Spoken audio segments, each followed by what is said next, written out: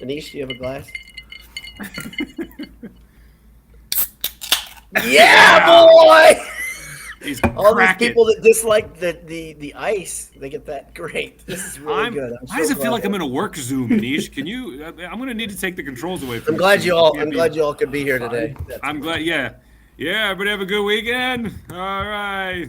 Hey, Susie, I can't hear you right now. Yeah, I think you're on mute. Carl, you're not on mute, and I can hear you taking a leak.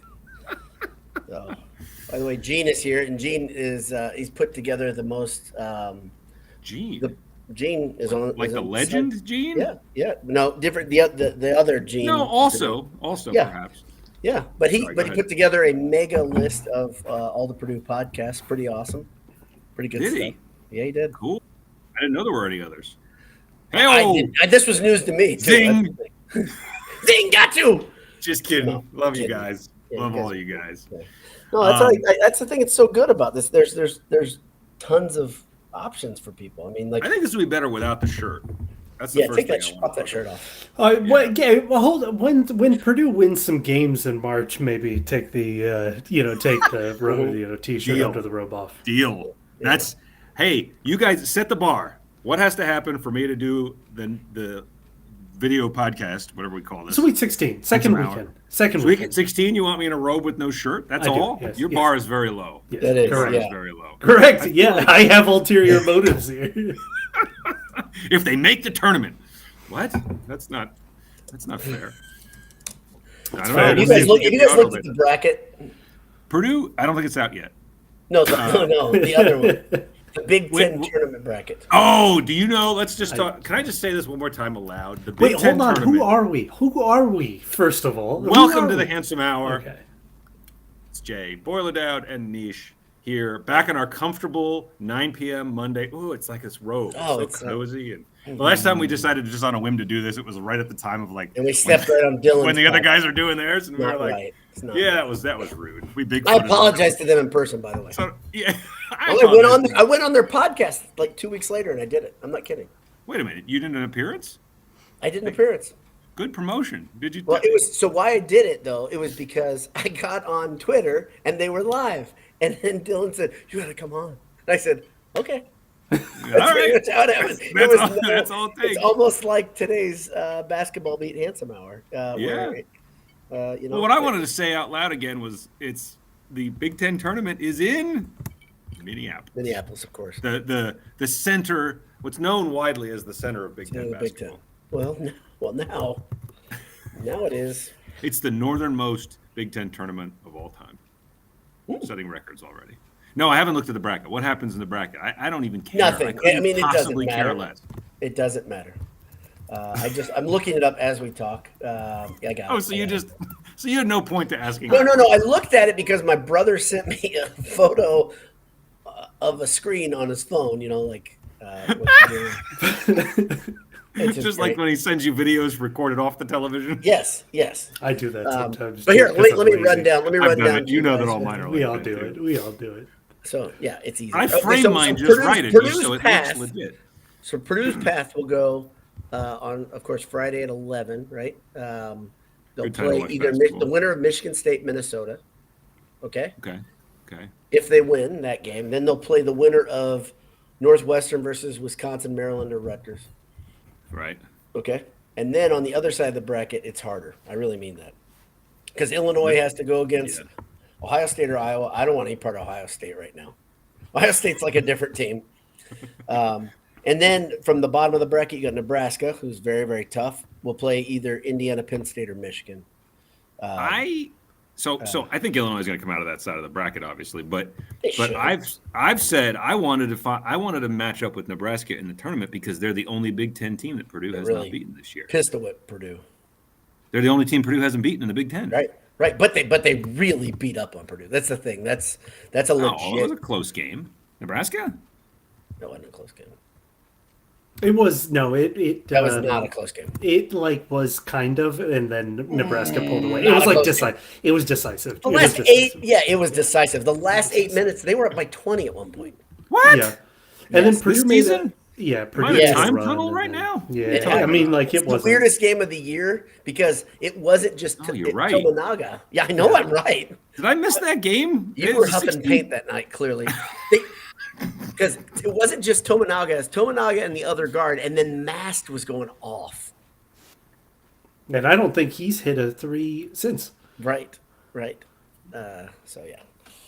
So, Gene says Nebraska at 14 threes. They did absolutely smoke Purdue. I would still like to play them again. Yes, yes, of course. Might get them in the final. But that's the thing. When my brother showed me this, he was like, "Wow, I don't know if I like this." I'm like, "I don't care." Like, and I mean that in every way. Yeah, I mean, okay. I think so. I am the one here that probably cares the most out of the Big Ten tournament, and I don't care about it at all. You don't have to care. I don't care about it at all. I like it because like in a season where like Jaden's last year, it would have been good to have something to hang. Oh sure. Other than Jaden's jersey, just to have to win something, right? Exactly. And effigies are not great, but it's fine. And so, but like this year, it's the same as last year. Purdue won the Big Ten by multiple games with a 1 game by 3 again, which is funny because we talked about the beginning of the season and it exactly happened. But go on. But you said, "Oh wait, how many Big Ten?" Well, you were way off, by the way, Jay, on your deal, your sweet deal you made. You said, "Hey, everybody, Purdue wins the Big Ten outright, and they have 15 Big Ten wins." Wasn't that your number? I think I said 15-5, probably. 15-5. You said, "Do you take it?" Right? Wasn't that the question? Yeah, sure. And I think everybody said they'd take it, and I was like, "Of course you would. Why wouldn't you take it?" Right, because we just wanted to fast forward to right now. Oh, yeah. Right. I said something. No. That's not what I said. I said Purdue goes 15-5 in the Big Ten, and you don't know how it turns out. Would you take it? And I think does that end up winning still, right? What Purdue ended up, they still would win outright because they have 3 losses in conference. And what Purdue ended up doing was a sloppy 17-3. And exactly. It's fine. It's fine. 15 still would have won it by a game. Yes, 15-5. Here's the thing. Let's do lesson time, guys. Everybody, let's all gather around because I talked about this a month ago about not fast forwarding life, not just the Big Ten basketball season. Because if you fast forward life this year, you miss some of the beautiful stuff that happened during the basketball season for Purdue. Like on the petty scale, the petty side of things. I mean, life is much more important than basketball. But it was a fun season. This is a fun season. Hell yeah. Dag nabbit. I mean, you get to see Braden Smith blossom, grow up into like an absolute badass. Get to see Lance Jones show that like he was exactly the guy. The joy of playing the game. Oh, he loves it. We get to watch Fletch Lawyer go through a swoon, everybody leave him for dead, and then come back strong. Get to see Gillis absolutely wreak havoc on anybody he plays,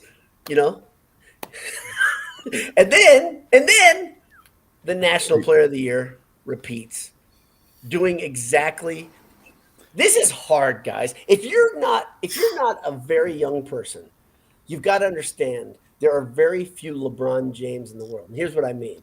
LeBron James was hyped up to be the greatest basketball player, and then he came in and he did it. Right? Zach Edey was National Player of the Year. Guys don't repeat doing that. Ask Oscar Schwebe how that goes with most people, right? And the second thing is Matt Painter was in a hard situation. He had to hear about FDU as much as you all did, if you're listening. And somehow, some way, Purdue got better this year. That's he's still going to. Thing. He's still going to. When he sits down for something at the start of the tournament, he's going to have to do several more interviews about this. That. Sure. When that 116 comes out and he has to have media availability, that's all he's going to get asked about. Yeah. I mean, but yeah. No, that the biggest thing here is that this season, this team is great. This is a great team. Yep. This is a great season. This is a great era. I don't care about the Big Ten tournament because Purdue has already won it last year. They've won everything there is to win. I'm staking my claim here. Like we are watching the greatest Purdue basketball career of all time. I mean, like what else do you need? Like, that's the thing. Aren't we watching? Can I get a real quick jumping off point, a clarification? Yeah. But wait, but J Money, I think, was about to ask. Okay. Are we watching the greatest stretch of Purdue basketball of all time? Very possibly, because you go to a Final Four now. How is it not? Right. So this 3-year number ones in a row. Oh yeah, this is better. That part's better. But that team ended it, and they went to a Final Four after a field of 25. I'll take that. I'll take that. Okay, I'd be okay if they turn the tournament down to 25. If they contracted the tournament? Yeah, because we talked about this today. Purdue only shows up for the last 2 years, 3 years. Purdue has only shown up against great teams, like other great teams. Yeah. So sure, put them up against the top 25. Yeah. Like, only the top 25. Maybe they could petition to have like a 13 or 14 seed. Have you guys seen the weird announcement about the pay tournament that's coming? No. Oh, it's the one that's gonna mid-season. Oh no! I thought I saw something about like in December or something. That's I've heard about the thing that's gonna and it's like it's a heavily paid tournament. So if your team enters, you get into this pool where you can earn like $2 million for your team of NIL money. So I assume it'll be kind of like, the in-season tournament in the NBA or like the FA Cup in soccer or whatever, like these kind of tournaments within the season that people are playing. The funny thing is, the article I read, it talked about all the teams that are in negotiations, and Purdue wasn't mentioned. And I pretty much said up yours tournament, because I'm like, what does Purdue have to do to be? Well, I think it may be the other way, which is I don't know if Purdue needs it. You know what I mean? And so it's like Purdue already plays. Purdue's collective, though, I'm told, is not the. So the NIL part of this actually is a good argument to say that they, that it's a good incentive. Yeah. Okay. Let me get my thing off. Even if I already stepped on Jay, I got to do it because no, it's okay. Okay. So during the post game, we were getting live breaking news that Zach Edey's number was being retired. Okay, and so what I did, I don't know if you saw. We're going to clarify this. Yeah, I went. And I said, can't be. You remember? I said no, and I said, can't be. It's right. And then I said, all these people are saying it, and I was like, I'm going to wait because I need to see this, because obviously, just like Anish said, this is probably the greatest Purdue basketball player we've ever seen, and I think now you start saying, once it's official and he gets his second Naismith, you say, okay. And when they run through the first weekend, then you start saying, okay, right? Here's the deal, boys and girls. Purdue doesn't retire numbers. They still haven't retired a number. Nope. Yeah. They Purdue honors this number into the rafters, did what they did, but they did it a little prematurely. That's what was happening. So just so you tell your friends and you give them the correct information, because there is bad info out there on Twitter. Shocker. Yes. Zach Edey's number has not been retired. A 15 can play at Purdue again. So to be fair, Painter was the one that was like, we're retiring, but that's not what they meant. Like exactly, yes. It's what they do. Shield Hayes' numbers up there, wasn't he 55? There's a 55 up there, isn't it, Shield Hayes, or is that someone else? Or no? No, the one that I saw that made me laugh was right next to it. Is you have Ivy at 23, and I think you have Lewis in 23 too. Yeah, right? You have two numbers; they're right next to each other, right? Yeah, 13 twice. Up 13 twice. That's an important one. Yeah, it's. Yeah. But my point is that the numbers are up there that are being worn right now. 55's up there. I'm forgetting who wore it, but that's what Lance wears. So I love the fact that Purdue doesn't do that, because I do too. It's just too hard. Like, you start retiring if you're a great program, and there are some. I think like North Carolina does retire. I think they do both. I think they have like honored like All-American numbers, and then they've got actual retired numbers. Like Hansborough's, I think, is retired. Like literally, but well, that's what I honestly, when I heard people say, I thought maybe. Like, let's not. I didn't think it was ridiculous. Yeah, Scheffler's number 55. That's a great Scheffler. Yeah, and Stefanovic. Thanks, Dick. That's not who I was referring to. I love Sasha, but I don't think his number. I don't think his number's up there. But I literally, when people said it, I could literally say, okay, yeah, this is the greatest. Maybe this would be the time. Maybe but I'm glad they don't. I'm glad they don't. I love that tradition that they. Okay, so we all are in accord. The three of us are in accord. It's good that Purdue doesn't retire numbers, correct? Yes, I agree. What does Purdue need to do in the tournament to retire Edey's number to make sense? Title. What? Okay. I mean, he'd have to be most outstanding player of the tournament. Okay. right? If Purdue And wins they a have to win title, he will be. Yeah, like Right. So if Purdue wins a title, that's the thing. It's like here. So I still don't know if. yeah, exactly. So don't know. Hansbrough actually came into my mind in the offseason. I was like, how in the world did He's a big Zach Edey fan, by the way. Oh, of course he Edey. is. Like, I mean, they play not very similar styles, but like similar mentality, which is just like beat him up and hit him in the post, right?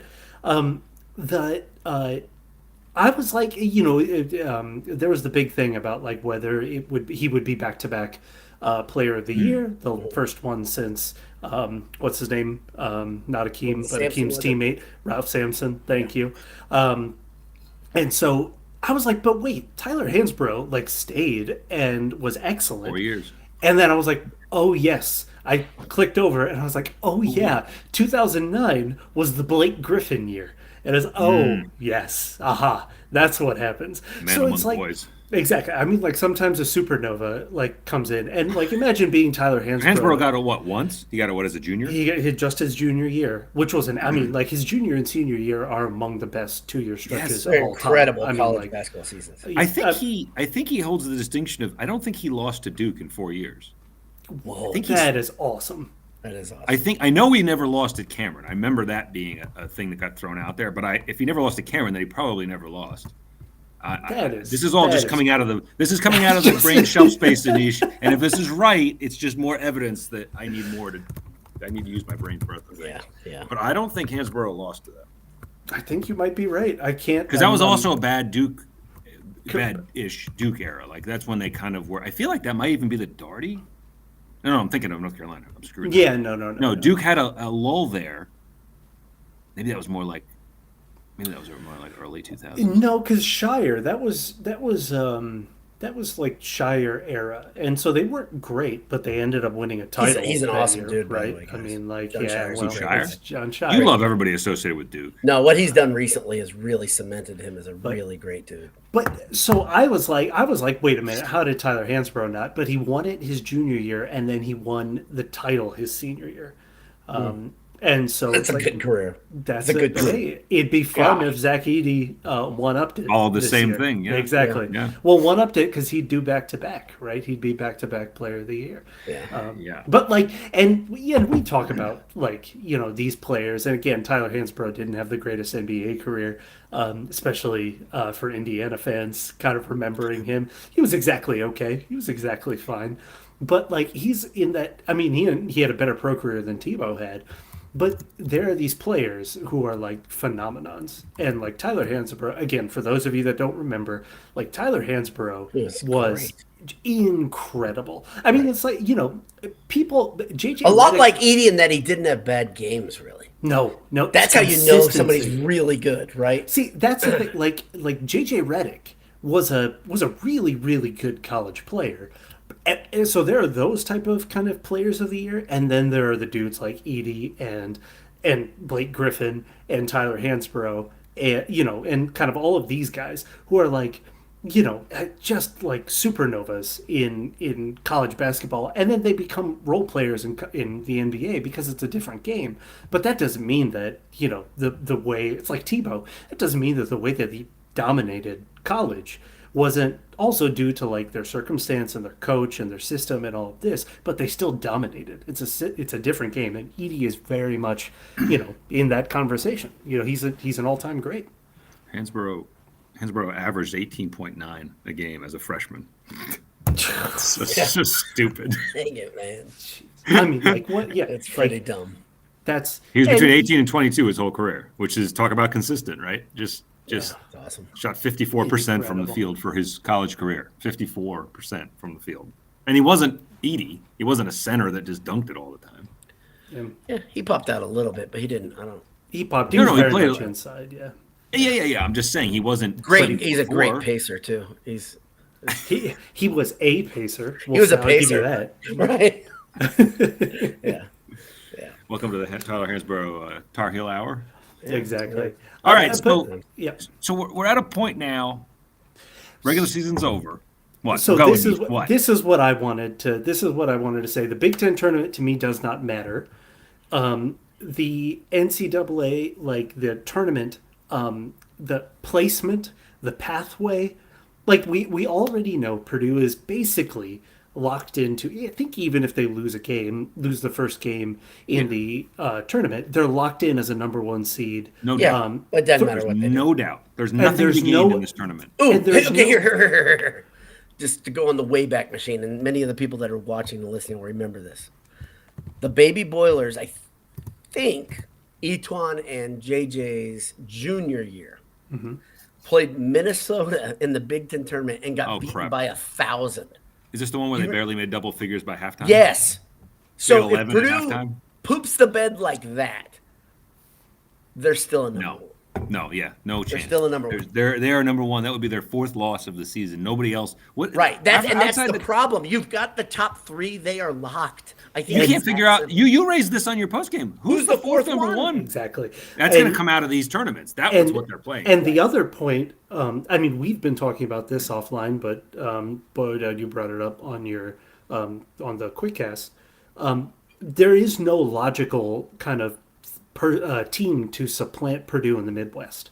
Right. Like, I mean, Creighton is probably the best team. I don't have the top 25, but they're pretty far back. I don't think they're back, but they're good.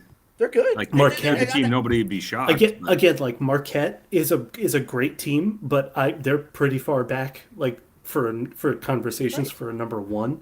And so it is like, I think Purdue is locked into number 1, I did too. like a 1 seed. Maybe not the number 1 overall, but the number 1. Regardless of whether, because the number 1 overall, the benefit is that you can choose your second weekend. I had never heard that until 2 days ago.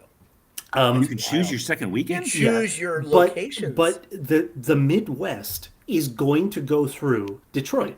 It's going to be Indianapolis. They're fine. I mean, you can pretty much lock in that Purdue is going to go through Indianapolis and going to go through Detroit for this. Purdue has won the Big Ten twice, 2 years in a row, by 3 games. Purdue has the first 2-time National Player of the Year. Purdue probably has another All-American point guard. Maybe, at the very least, he's going to be an honorable mention. They have the role players. They have returning talent. They have the coach. Purdue is at the level where it's like, it doesn't matter what side of the Big Ten tournament they end up on. It doesn't matter. Dad, we'll talk about the 8-9 seed worry, because I share that completely. They usually put those feisty ones there for good games. That being said, there is no team, to me, other than UConn, that you could put in front of Purdue and say that Purdue wouldn't be favored. Like, I think UConn is a dominant team. I think Houston is up there. Purdue. But I think Houston. The problem would you have still with be... Houston is that when you look at computers, like, and I've been like there's 4 computers that I just look at all the time. I look at, of course, Haslam, because he's our buddy on Twitter, kind of. I look at KenPom because it's the standard. I look at Torvik, and I look at the net. I look at those 4, and the interesting thing that happens, Purdue beats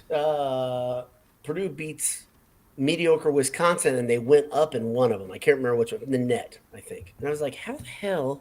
The net makes no sense. I don't like the Let's net. be real honest. And I know that's the sense. official algorithm that the NCAA looks at. It's the worst of all of them.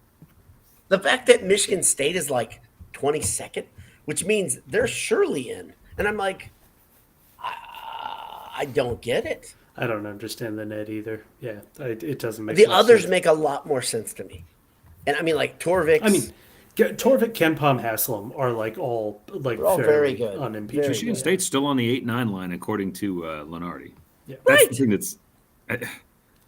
Just keep losing, baby. I mean, that's the thing. Play good teams, lose to them. That's the formula to success. It makes no damn sense. I know their schedule was hard, but you could, let's say you play the Lakers, the Bulls, whoever, like the best historically, the Pistons, and you just lose, and they're like, wow, check out the way they lose. And is that what we're doing now? Is that really what we're doing now?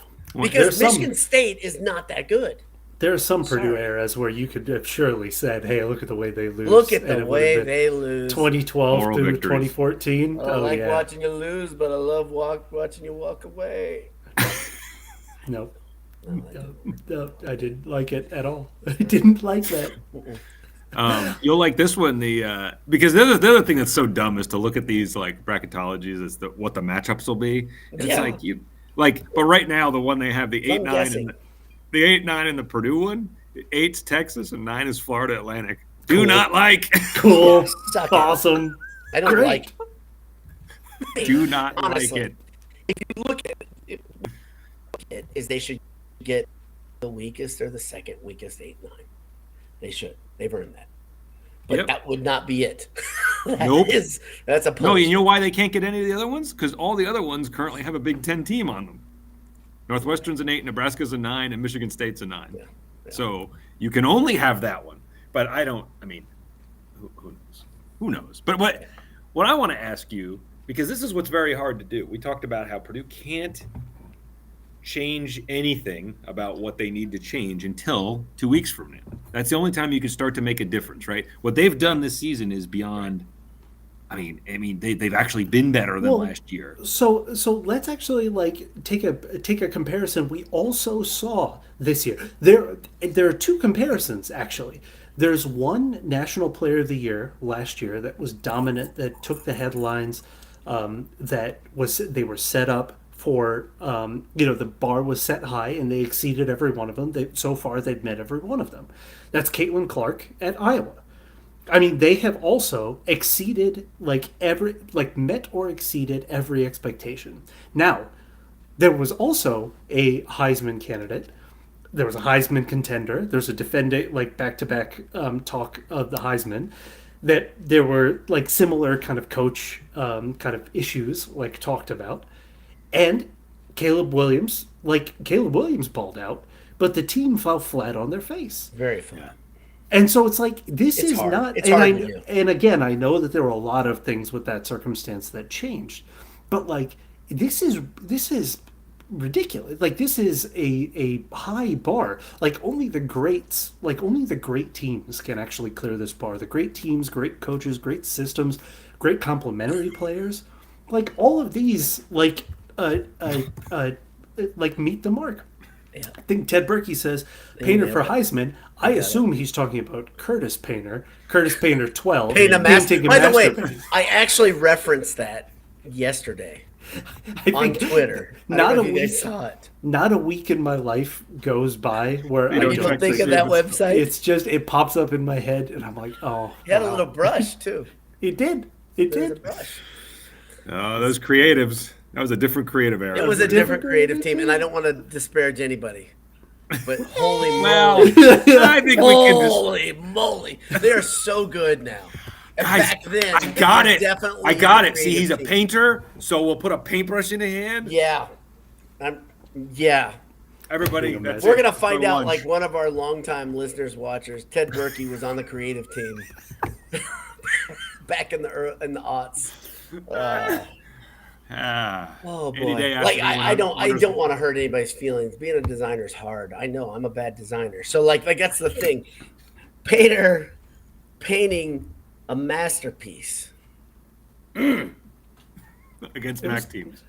There's fine print. All Mac comers. Not in even the Motor all. City Bowl. Exactly. Not even all Mac teams. Just Central Michigan. Just what's the name? Dan Lefevre. Dan Lefevre. Catch the Dan Lefevre. It's just mental space that's never. Dan Lefevre. That's another one of our favorite trivia things. Is they played Dan Lefevre 3 times in 13 months. I will. That makes no sense. On my deathbed, I think Dan Lefevre will go through my head. It'll be, that'll be one of the things that flashes in. Good news, Ted Berkey was not on the creative. Good. I love that in college basketball they're like, oh no, you can't put Michigan State anywhere near Purdue in the tournament. There's strict rules. But then in college football they're like, yeah, they can play 3 times. Yeah, they can play. Sure, why not? That's okay. That's fine. They're not in the same conference, but they can play a whole bunch of times. Yeah. What are you doing? Yeah, it's almost like the unwritten rules of baseball. Same bullshit. I don't want to get you going on baseball. We'll be here all night. Yeah, we can talk. We can talk about baseball. Yeah. Ted Berkey says it was 12 months, 3 times in a calendar year. Yeah, he's right. I thought they played him in the regular season twice. No, it was 12 months. It was 2 bowls. Correct. It was bizarre. Okay, whatever. I said No, I you're said good. 3 times. 13 I months, think you I did a said good in job. 13 months. I wouldn't. I Give me a didn't break, you. Ted. Ted, man. Break, Ted. That was like that was like 17 years ago too. Right.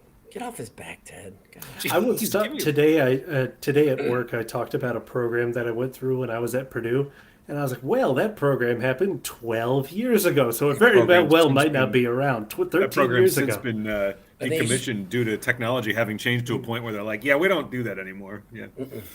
So, Anish, I had this happen this week. My wife and I were talking about something, and we were talking about a friend of ours.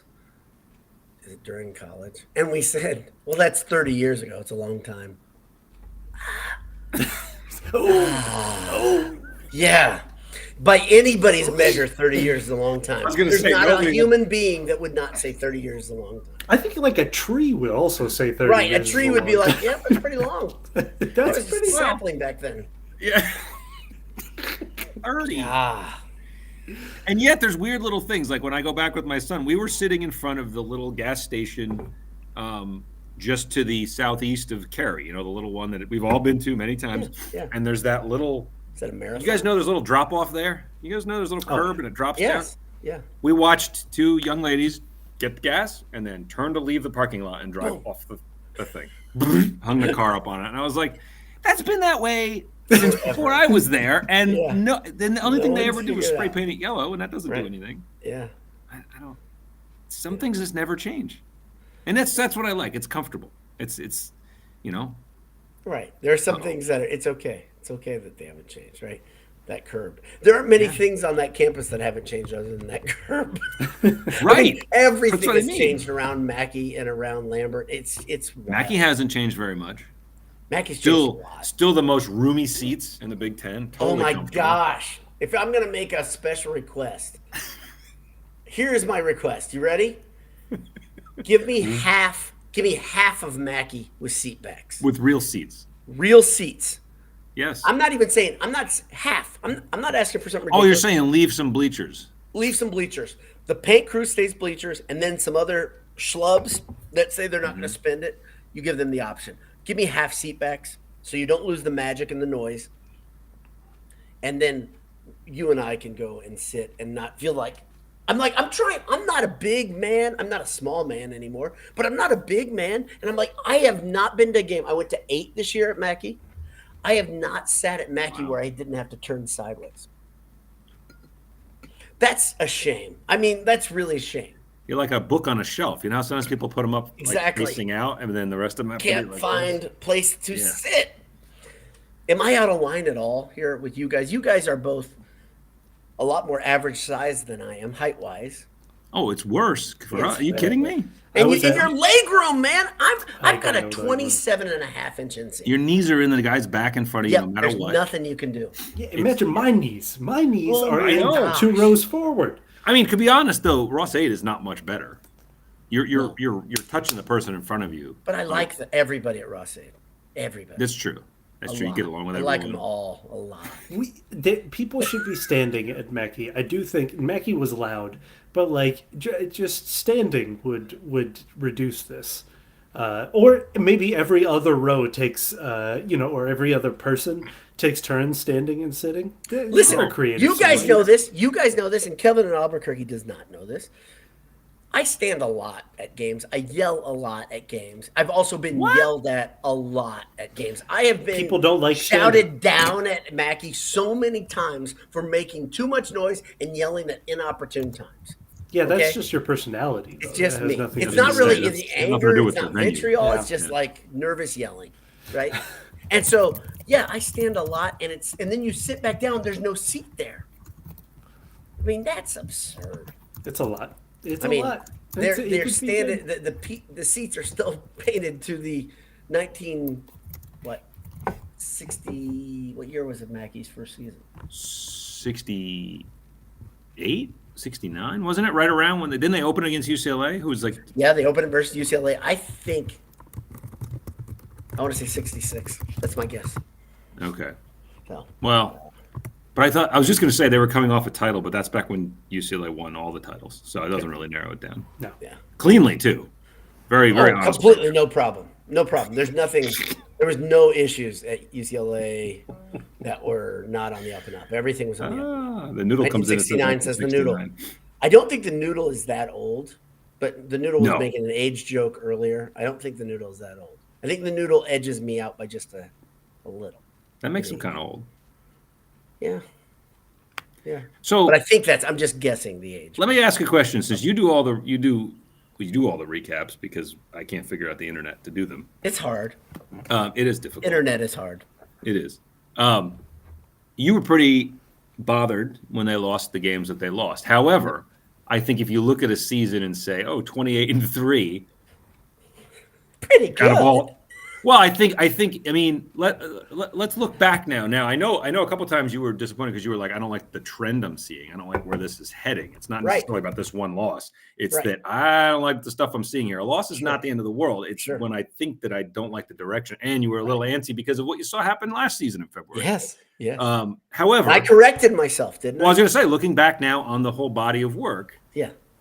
How do you feel now about those losses? They got to come at some point, don't they? You're not going to go 31-0. No. I would still stand by the idea that I would have loved for them to have traded one of those losses versus a team that was in the top. Well, actually, Nebraska's kind of up there. They're not awful.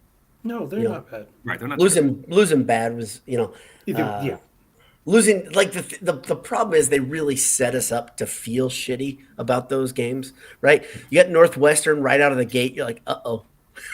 Right? Early. And then you have where they really struggled versus Rutgers almost right away, if I'm remembering correctly. They struggled, but they pulled out, right? So that was good. And then you have the Nebraska loss where you get absolutely hammered on the road, right?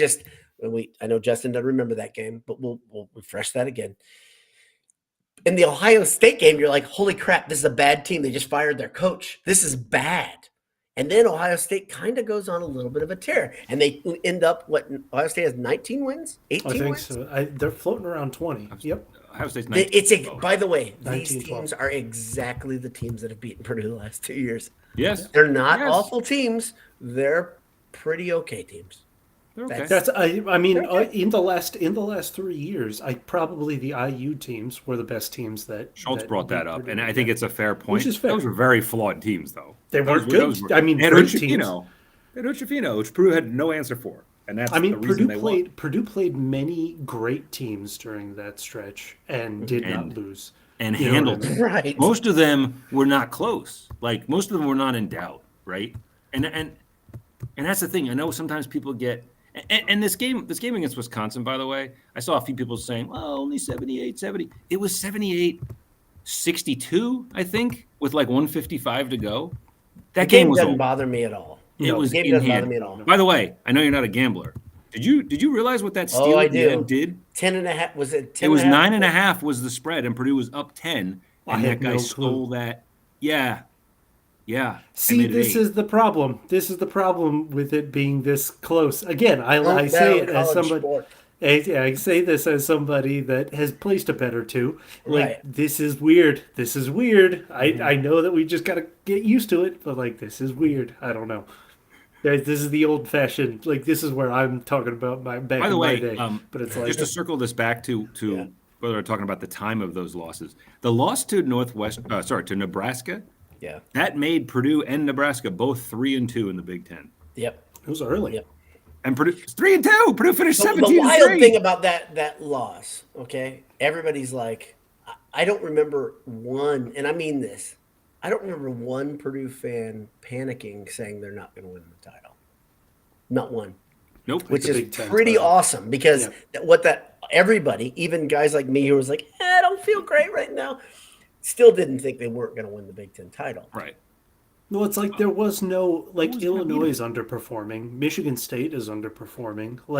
There are a couple teams that overperformed. I think there are like you said, there are a couple teams that are playing better than what they should be. But there is no alternative. And again, also not that even if there were an alternative, Purdue would have won the title. That Illinois that was their freaking Super Bowl. They won it bad. Oh, I love it. And Purdue had nothing to worry about. They were still going to win the Big Ten outright. and they just decided that's again, guys. That's the that to me. I got to tell you, that game for me was the most one that I feel confident more than any other game. That the killer instinct is there. Mm-hmm. That they're like, no, we're just this isn't gonna happen. We're that good. And here I will reaffirm. Let me say this again because I think people miss this. I came up with a profundity. I didn't have anyone comment on it or compliment it, but it's very, very smart. I don't say many smart things, and I think I said a smart thing. And tell me if I'm wrong or right, guys. Let me get my pen. Yeah, click that thing. Get ready, okay? I don't know how to work this pen. When I said I'm looking forward to getting past the first weekend in the NCAA tournament, the reason is I want to play teams that think they legitimately can beat Purdue playing basketball. I like that now you're ready to taunt. You're ready to slap the floor. Yeah, I'm slapping the damn floor. But think about though, I don't think this is wrong. I've been trying to figure this out for a long time. The teams that Purdue has struggled against throw some weird gadget at you. They beat the hell out. What Wisconsin did on Sunday, I can't get over how shitty it is for a program and a coach who pretends to be Bo Ryan's successor. And I mean that like in the way like he's also supposed to be pretty good, and I've never bought into Greg Gard, ever. I think I've been consistent about this. I've always thought he's not that good. But to do what they did on Sunday, not only to throw fouls at Purdue, but to throw goons at Purdue, and then have your star, Wall, act like no big deal all the time when between in dead balls, he's running into Edey and throwing forearms into him and then tapping on his chest like, we're okay, big guy. Screw you, we're not okay. And you could tell Edey got really mad a couple times. Really mad, right? Yeah. ISO. Where's this stuff makes me mad. Like Justin gets mad about Nebraska. I get mad about Wisconsin basketball. And this goes back 20 years. My anger towards Wisconsin goes way back. There's like this little tiny bubble when Bo Ryan sent that team to the Final Four. That was a good basketball team. Legit good basketball team. Good basketball players, good athletes, good technicians. They were good. The rest of the time, you have bullshit basketball. The Wisconsin way. We're going to beat you up. We're going to drag you down. We're going to slow the game down. It's not going to look like basketball. You're going to get so sick and tired of us. You're just going to say, all right, we'll just take the loss. Well, this is real basketball next week. This is the Dick Bennett style, right? I mean, exactly. That's the legacy. But the weird thing is, Bo Ryan's teams played that way at times. They did. And we seem to forget because they were so good. Bo Ryan teams were good. I'm not taking away anything from Bo Ryan. I'm really not. I think he's a great coach. And I think he recruited great players, some of them.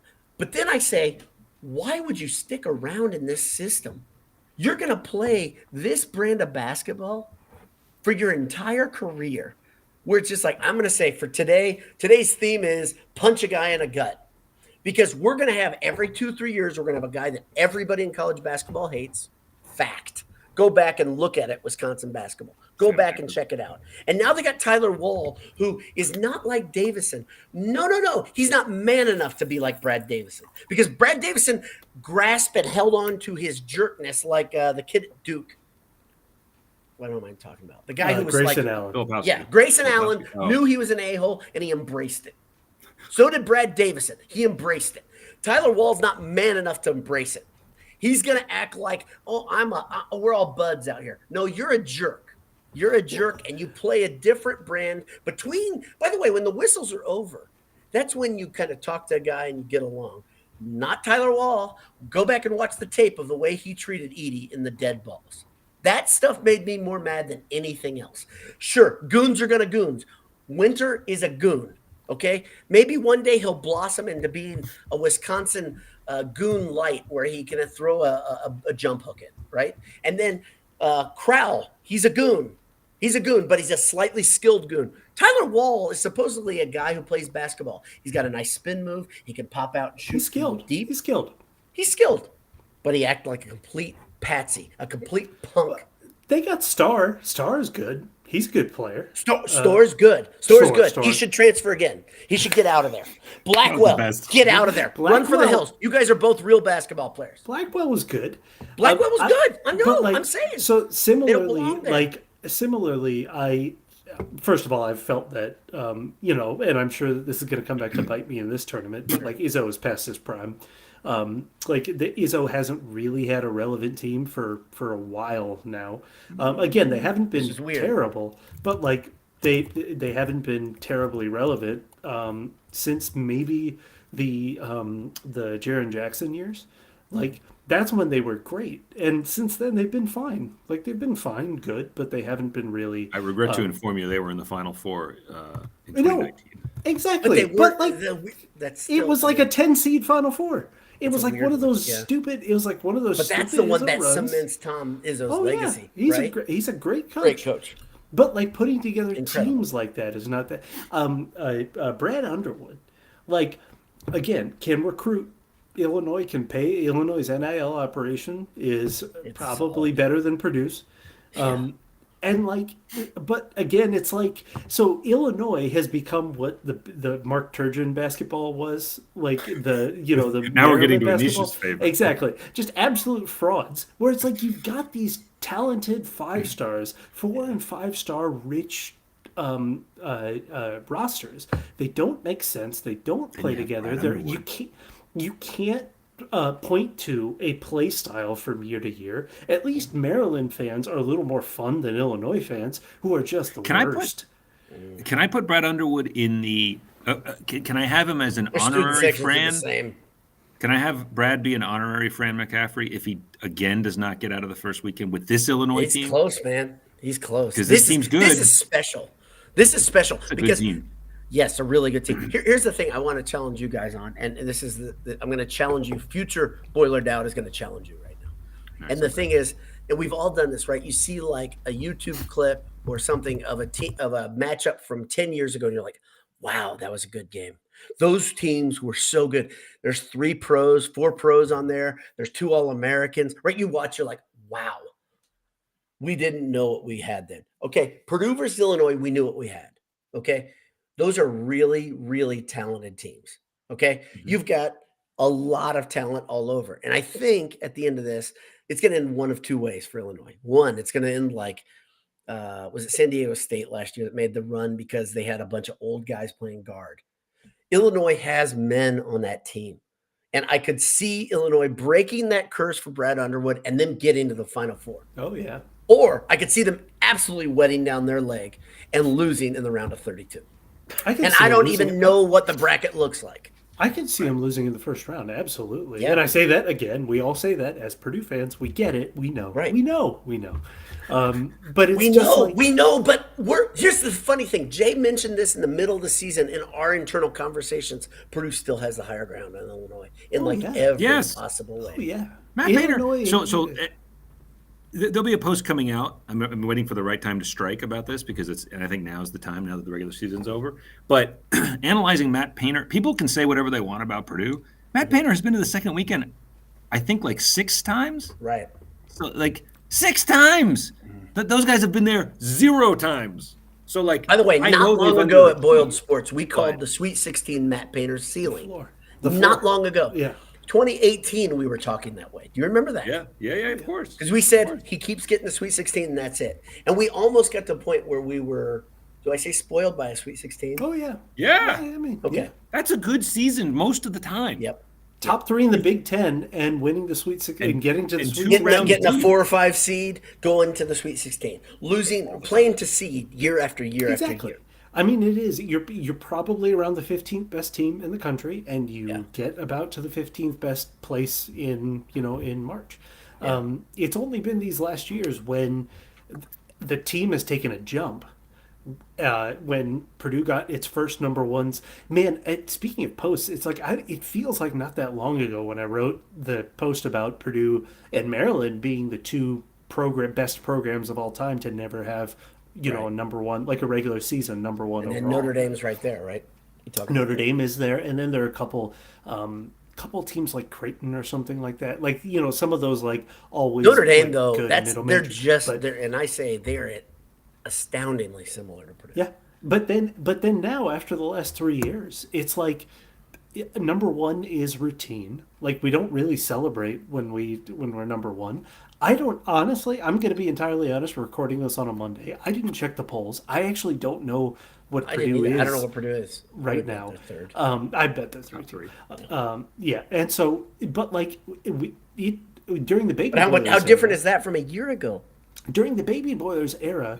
Right before, the moment happened, Purdue was number 3, and that was the highest Purdue had gotten in a long, long time. Like, this is I think Jay, when he was talking about it, at the beginning of the podcast, but it's like, is this the best stretch of Purdue basketball ever? Yeah, I think so. I mean, you've never had number one seeds. Never had number one overall. And again, it's difficult. You have the Jordan LeBron comparison, right? The intrinsically hard part about that is that you're not playing the same teams and you're playing in different eras. And so all you can do is compare against their opponents, right? Like how did they do relative to the NBA at that point?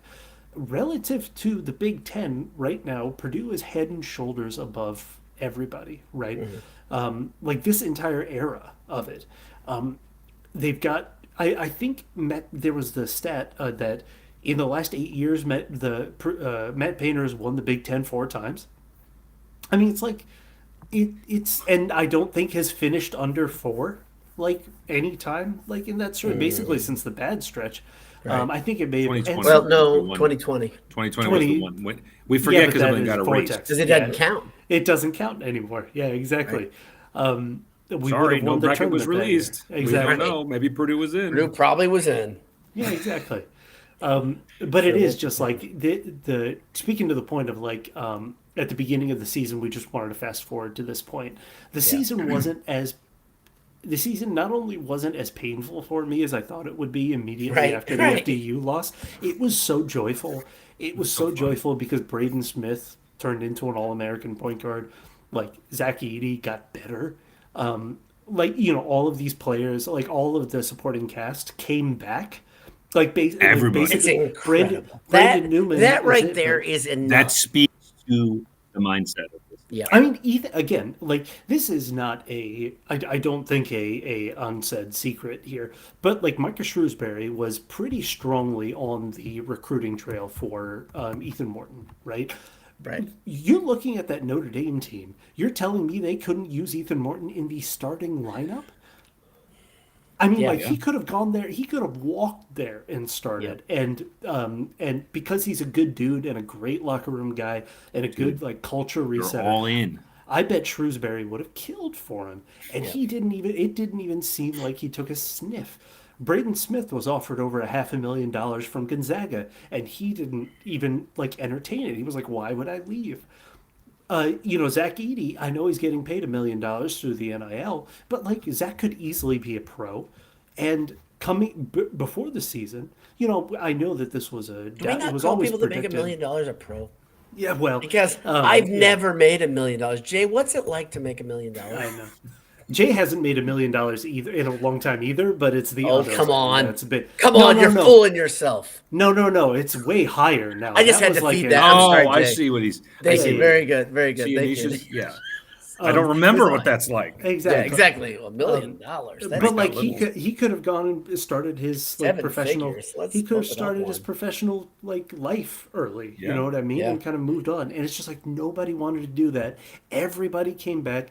Lance Jones is a perfect fit. There hasn't been a single moment of the closest we got to. Again, we can say all these out loud because I don't think any of these are real. But the closest that we got are the Miles Colvin made a strange face one time, drama.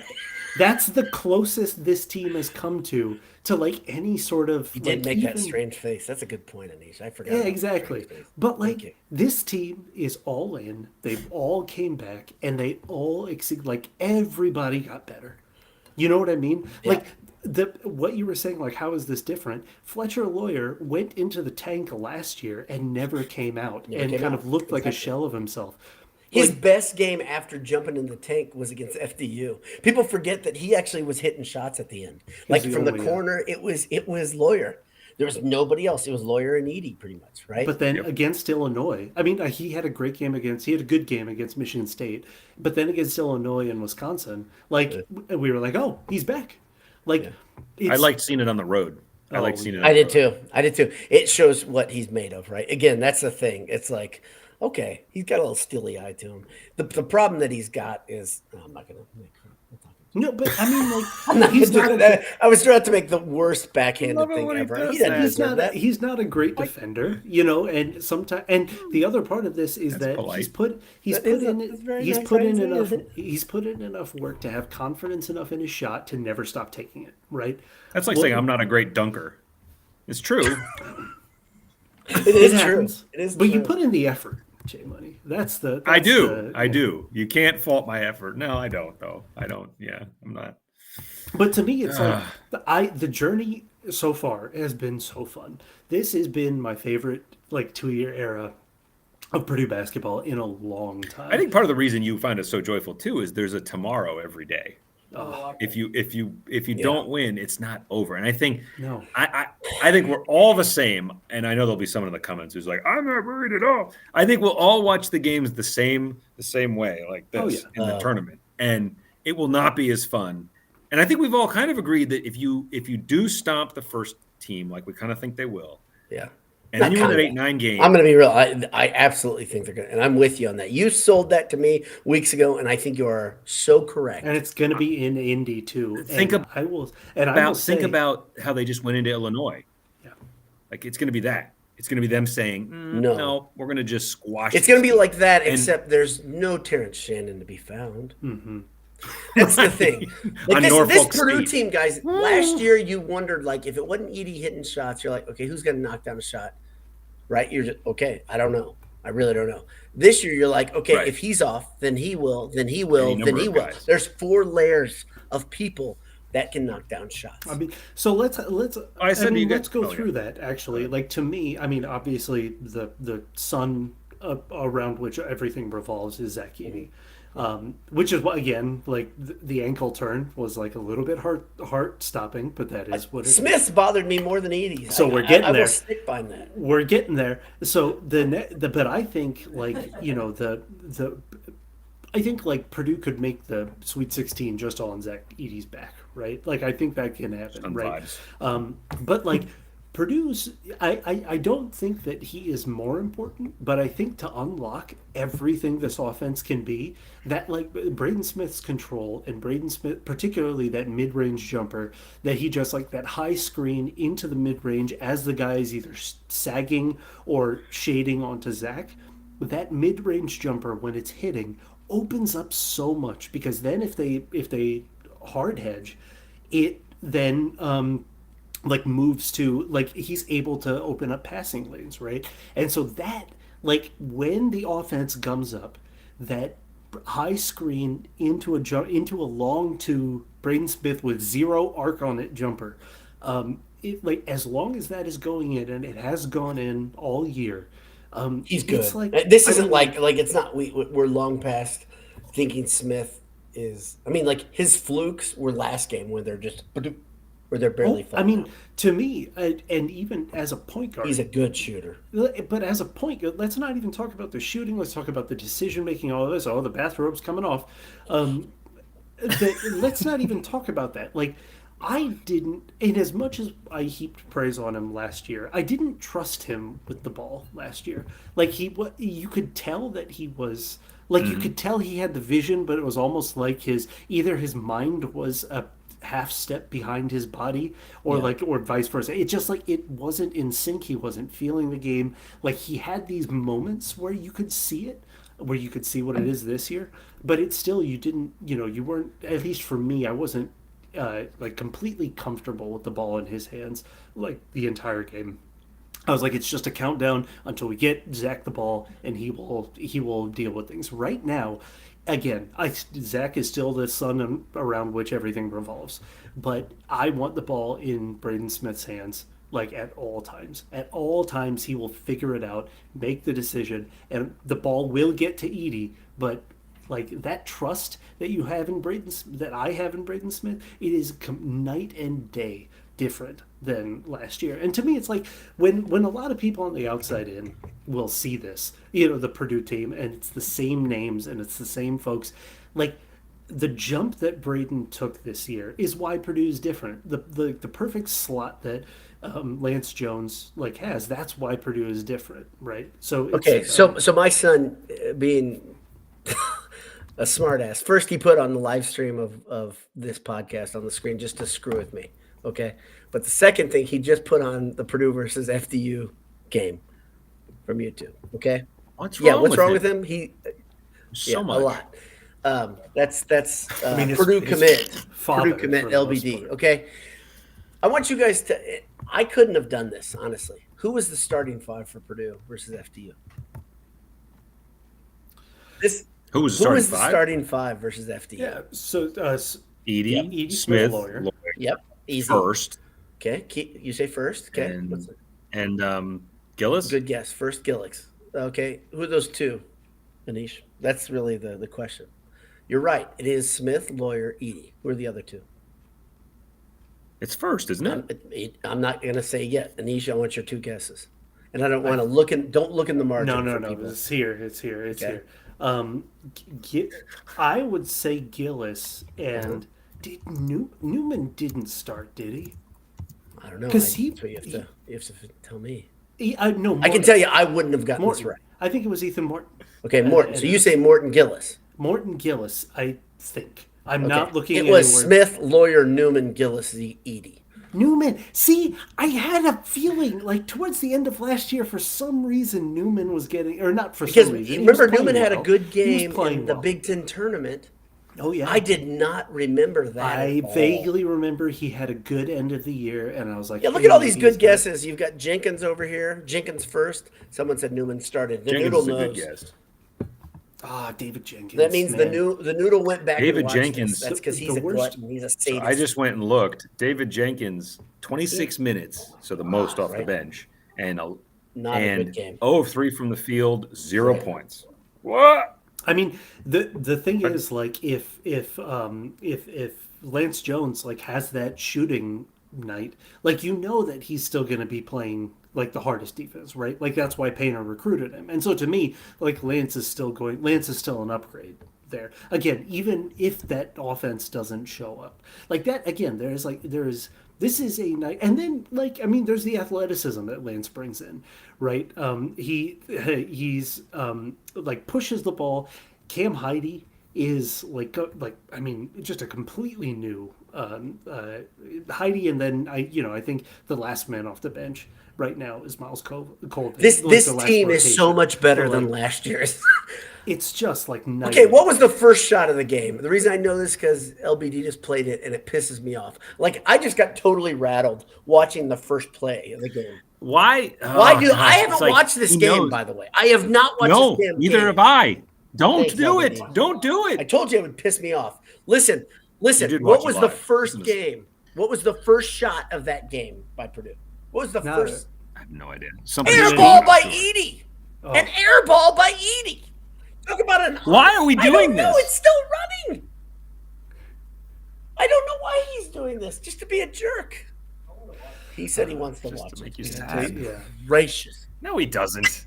I haven't watched this game. I watched it live. Watch the Virginia game if you want to watch it. Edey is getting just mollywomped by their. I rewatched. That is to your point, Dowd, which is just when teams completely gum it up and the refs allow it.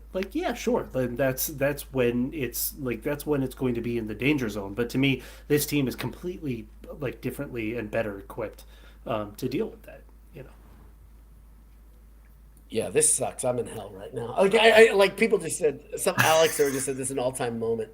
Okay, Purdue just tied it up. It's 2-2. Great. What's going to happen next? Who gives a shit? It's going to be painful. I don't know why this is on my TV. This is really awful. What are you doing? Why would we do this? I mean, I already wear an FDU shirt to be ironic. I know. So how much more angry can you make me?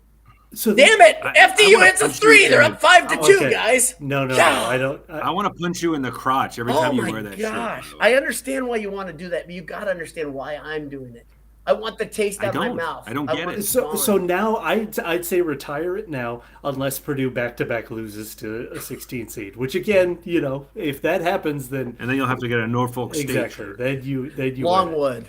Exactly. Yeah. Well, that would be great for the jokes there.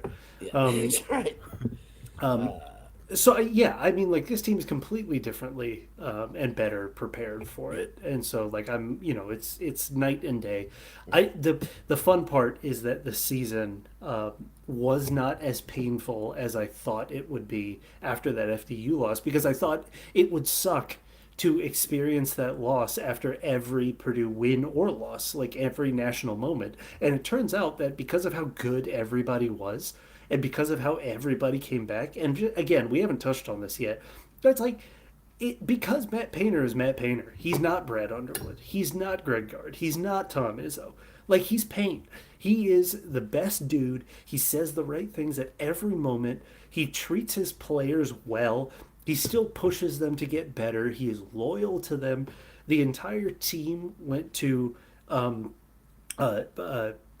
the funeral, what's his father's name?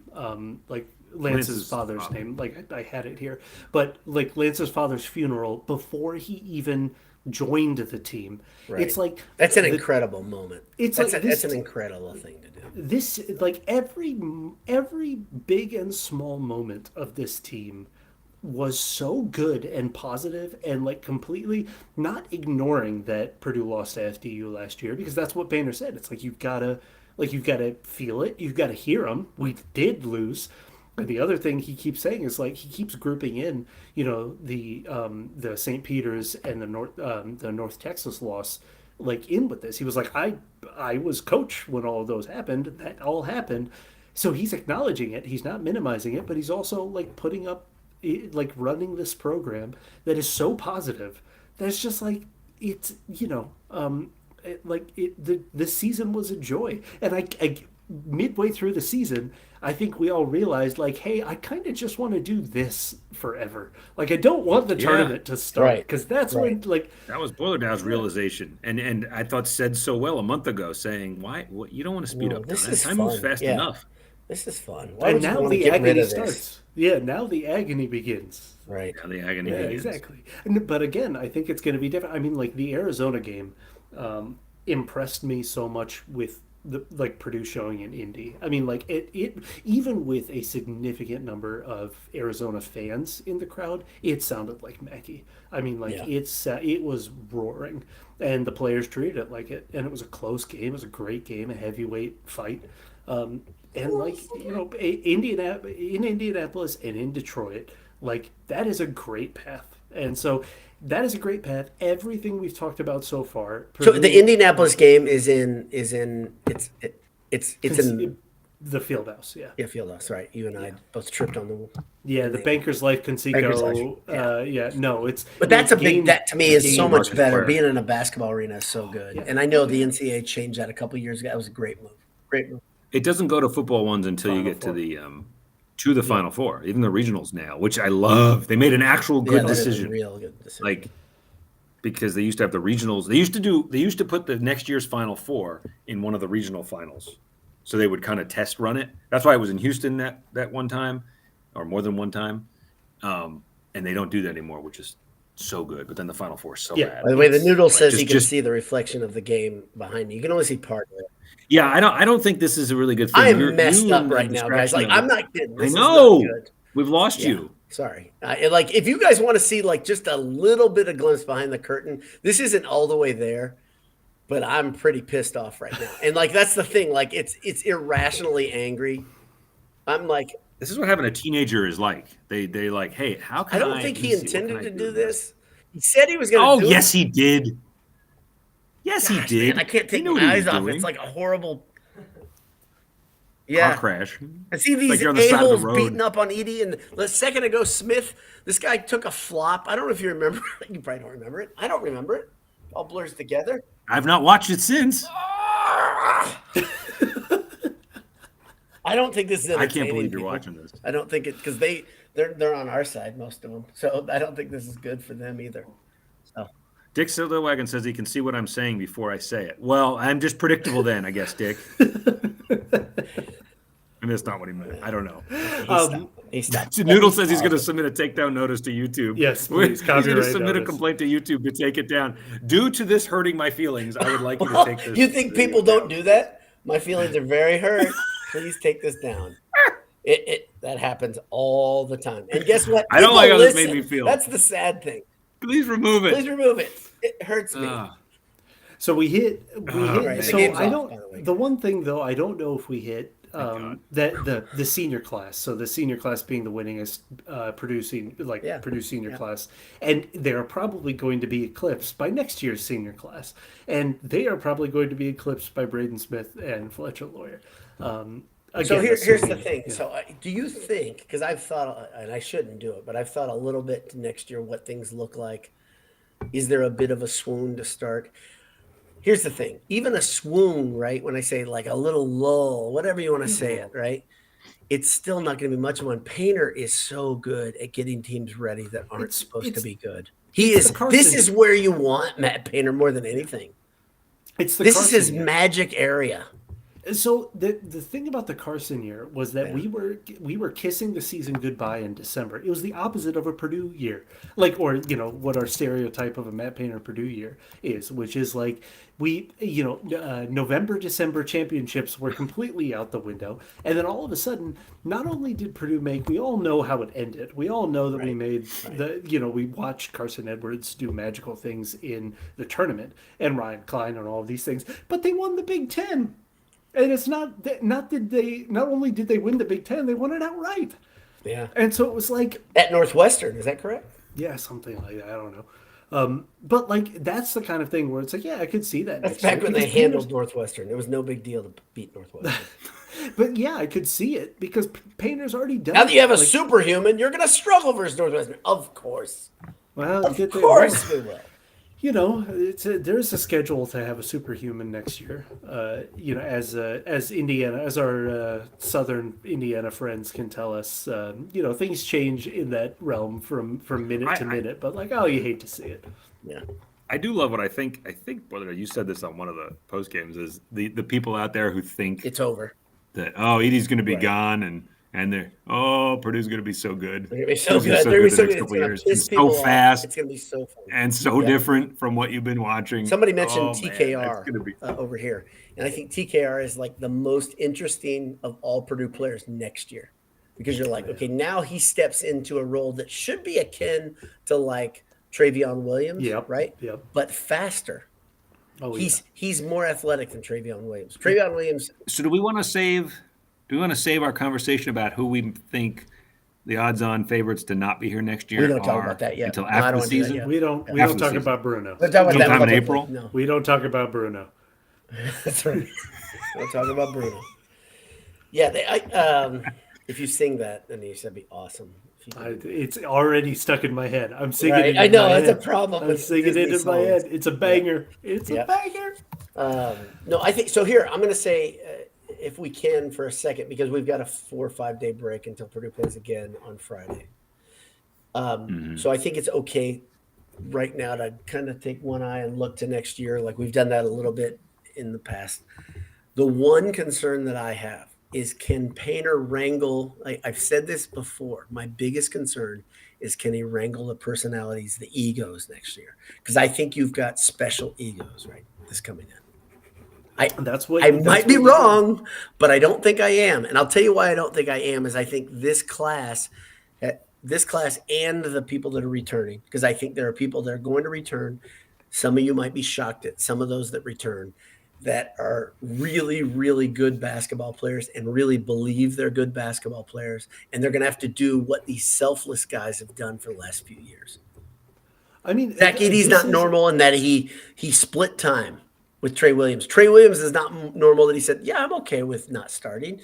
Start a sophomore. Bench, Sure. That's not normal behavior. It's not normal for Mason Gill to say, sure, I'll come off the bench. Zach Edey. I started last year, as we just saw at the FDU game. I started last year, but yeah, sure, I'll come off the bench. Why not? Zach Edey's Caleb First. Ethan Morton. We can keep going. Gosh, I'm getting animated on this.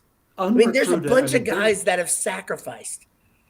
So, but that's the flip side of recruiting talent, right? I mean, like when you recruit talent, you're also recruiting egos, and I think the big thing I know, is that like I was a big time recruit. You guys know. yeah, I know exactly. Right. And now your son. Exactly. And so, like, you're recruiting egos. You're recruiting people that are not Zach Edey, who are like, who have been told that they are, that they are great. I mean, Since they were in sixth grade. Purdue's worst ranked recruit, Purdue's worst rated recruit, not yet, maybe second worst Give rated New Hampshire, recruit. right? Next, so that's the that's the CJ, CJ Cox. CJ Cox. The second worst recruit next year is Big Dog's son. And he's awesome. He is awesome. And he's really good. I mean, like this is the downside of recruiting this is that, or I mean, of recruiting this level of player is like the players that come in like have dominated and Zach Edey didn't. I know. So, I mean, like, we've had this discussion, but like part of this is like NBA drafts based on potential. I mean, Zach Edey was given a Purdue scholarship entirely based on potential. Right. Zach was averaging like 2 or 3 points a game. That conversation you and I had, Anish, right? Where you were exactly. I mean, like it was, this was a lottery pick that really paid off, right? And Painter even said that he was expecting him to be good, but he didn't know this, right? Right. But there was no ego. There even still now is no ego with Zach Edey because he was never, when he was in high school, treated like that, right? Painter, again, if you haven't watched the post games, the last couple of games, like the post game press, go back and watch them. They're that good. They're worth watching them on this much of a delay. Yeah, it's so good. He's so good. So he's so candid. So you see him talking about that, and then you've got the 4 and 5 stars that are coming in, or the 4 and 5 star, or at least 4.5 star that is kind of coming in next year, and like they've earned the egos, right? They've earned it up to this point, but part of that is now Painter has to manage it, and maybe coming off a national title, it'll be all right. You can there's a comment over here about Riley Burgess. This is the guy I always forget.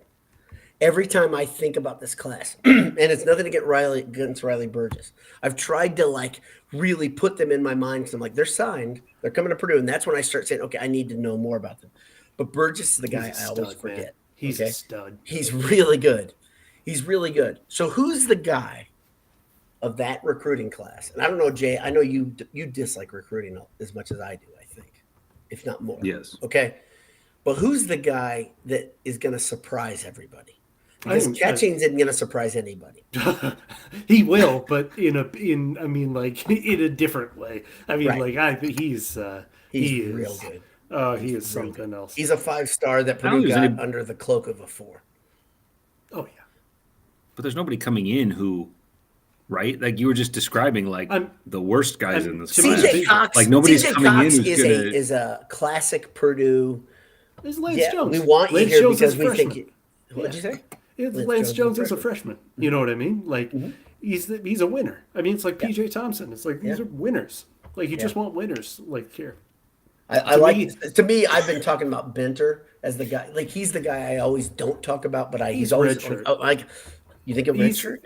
I think he'll redshirt. I don't. And then I think Banter is Rob Hummel. I think he is instant impact. I think he's long. He's a lot more athletic than he looks like when you just see a picture of him. I think he ripped the damn rim off the glass. That stuff doesn't get discounted by me. He goes in, he scores 29 and 10 in sectionals. He's no joke. I love that guy. They're going to be so fast next year, even compared to this year, because Cam Heide is going to get more minutes. Miles Colvin is going to get more minutes.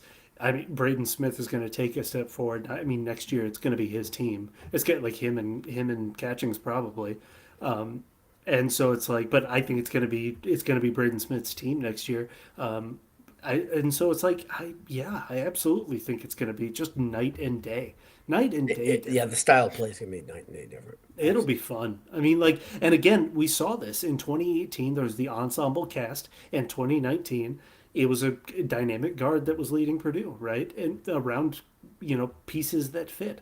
And they didn't have the nephew of Tamika Catchings on the team. So it's like, we'll see. I think it'll be a better reload than then, right? Okay. I'll ask both of you guys a hard question. How many Purdue wins next year? This time next year.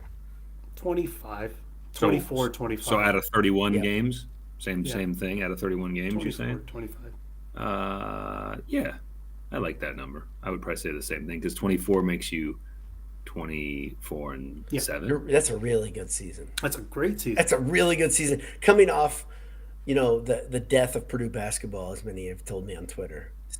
But who's going to be? But who in the Big Ten is going to be that? Well, it'll be the usual suspects. Illinois is going to do I'm the just same saying the Illinois conference is They're is going going to to do the come same back. thing. Illinois is going to do the same thing they did this year. Yes. They're going to go get a bunch of men out of the transfer portal. Yeah, Right? and that's Because they're but going to have to. But I'm just saying the Big Ten's not going to come back to what everybody thinks it should be in Right. one season. Well, So- Indiana's going to be. Great. Well, somebody, by the know way, that. if you scroll Really down, great. somebody I saw had a that. great little comment in there. Hold on, where is it? Yeah, Go back Leland down. and Galloway. Frail Hammers. Well, he said, "Will IU have any incoming players next year?" They don't. They don't. They're going to have to get people out of the portal because they're going to have transfers. Don't. You think so? Yes. Think so? I think they're going to have 2 transfers and they're going to have one guy go to the NBA. That's 3 spots right there. And I think Leland and Galloway come back and everybody is like, I'm like, great.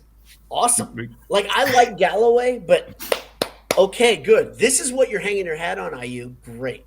I love it a lot. I love that they got NBA talent just coming through the turnstiles there, and they can't do a thing with it. Talent has never been a problem for our Hoosier brethren. amazing. I mean, like it's Amazing. And we are, maybe it's not good when you're dyed-in-the-wool rivals. Like Think about this, the other guys. coach. LBD just brought this up because I forgot about it. Mabaka is the guy I was thinking about going to the league. Mbako, yeah. Where is going to the league? They have 2 NBA.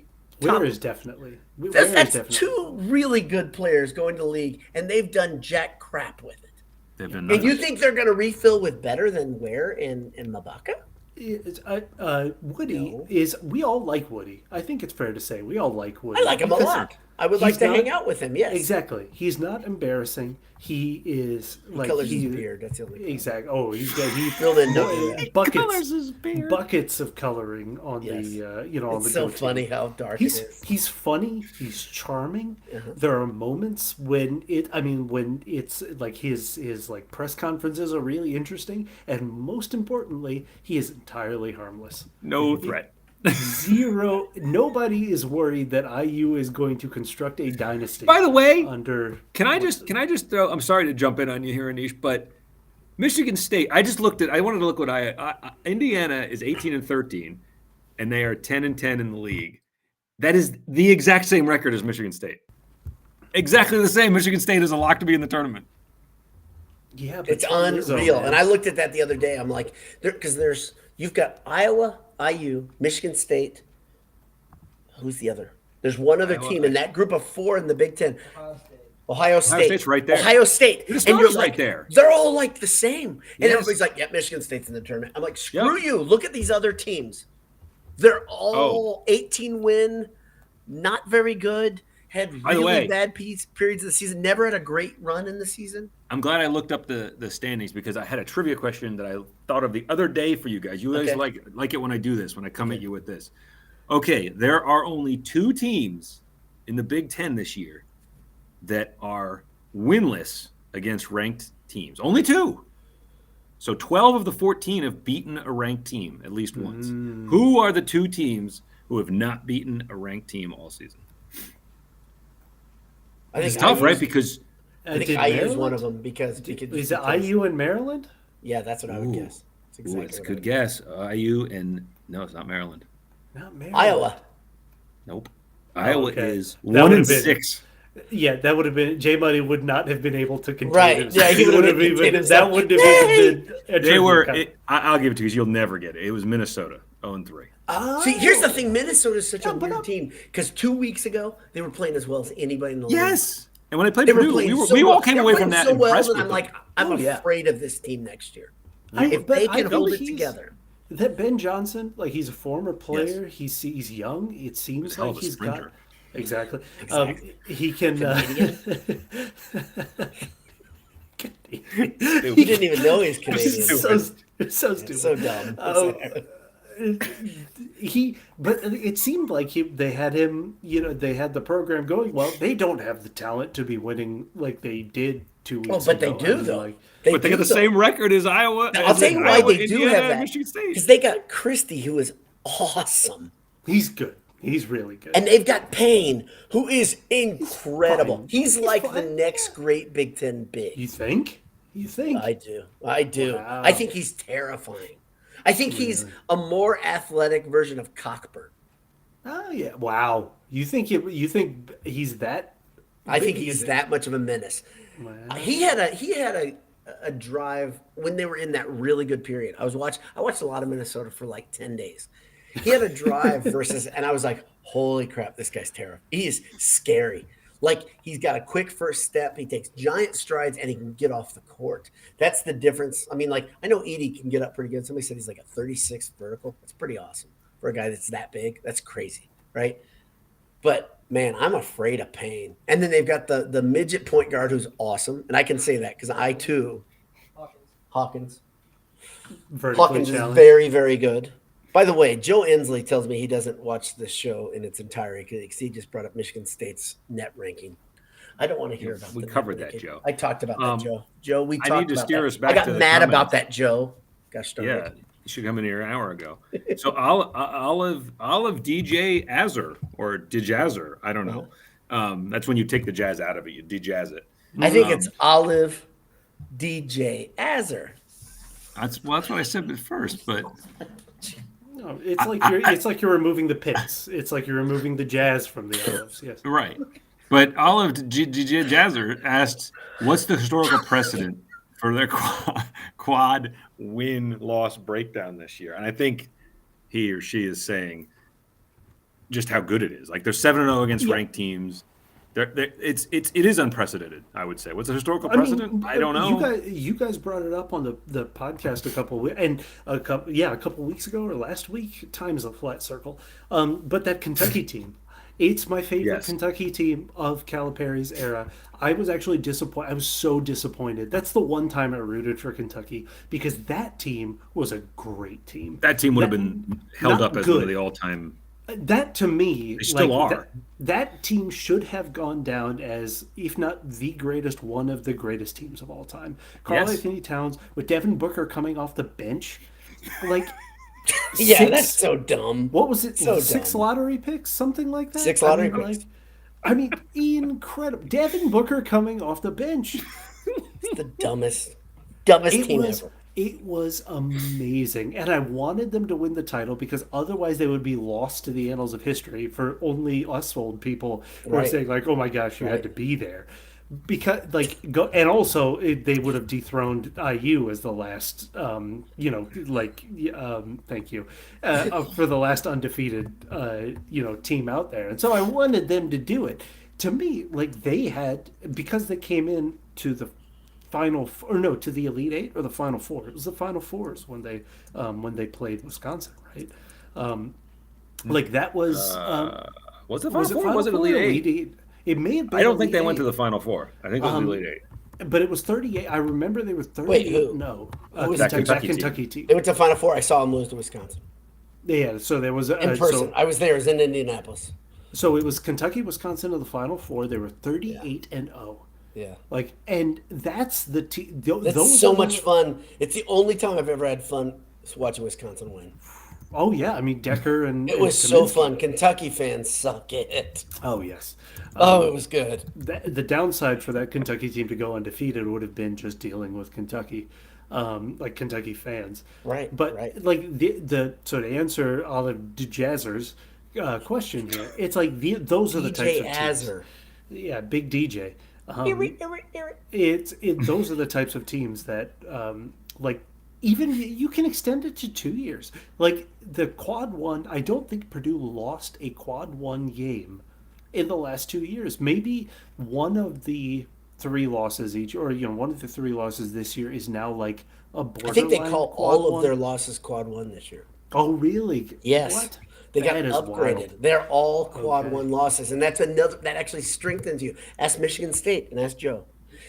as of like a couple weeks ago, I think only one of them was on the bubble. Like I think only was it Northwestern's that was kind of on the bubble as a quad one loss. But like yeah, I mean like it's like the great teams in history are the ones that put these up, and that's the thing. It's like we've talked about this offline. Like all of the expectations, first of all of the accolades have been earned, and now all of the expectations are earned. It's like we should not be afraid of the draw. Yes, it would suck if FAU versus, who was it? You said Texas. Like it would suck if that was the second round game. I'll go out on a limb. I want FAU. Yeah, I've watched them play this year. I'm okay with that. You shut down one guy and they suck. Because their next guy is a big guy, and Edey's gonna eat him for lunch.